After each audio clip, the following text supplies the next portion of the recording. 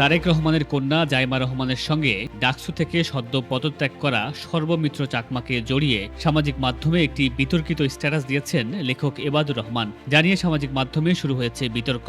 অনেকেই এবাদুর রহমানকে বিকৃত যৌন আসক্ত বলে আখ্যায়িত করেছেন, আবার অনেকেই প্রশ্ন করছেন কে এই এবাদুর রহমান।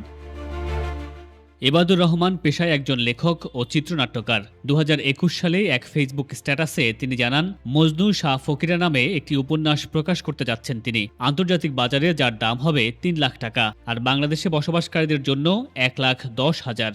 যদিও পরবর্তীতে এই উপন্যাস প্রকাশের কোনো খোঁজ পাওয়া যায়নি। তার প্রথম উপন্যাস দাস ক্যাপিটাল প্রকাশিত হয়েছিল 2005 সালে। 2011 সালে বেরিয়েছিল দ্বিতীয় উপন্যাস গুলমোহর রিপাবলিক। এছাড়া পূর্ব বাংলা ভাষা ও এক ব্যাগ শিল্প নামে তার প্রবন্ধের বই রয়েছে।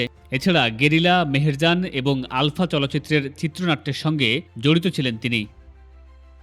এবাদুর রহমানের লেখালেখি নিয়েও বিতর্ক নতুন নয়। দেশের বেশ কয়েকজন লেখক তার বিরুদ্ধে নকলের অভিযোগ তুলেছেন। লেখক মাহবুব মোর্শেদ সামাজিক মাধ্যমে তাকে লেখা চোর আখ্যায়িত করে দাবি করেন, বিখ্যাত চলচ্চিত্রকার ইনা ঋতুর কোনো সরাসরি সাক্ষাৎকার না নিয়ে বিভিন্ন সূত্র থেকে প্রশ্নোত্তর সংগ্রহ করে তা সাক্ষাৎকার হিসেবে প্রকাশ করেছেন তিনি।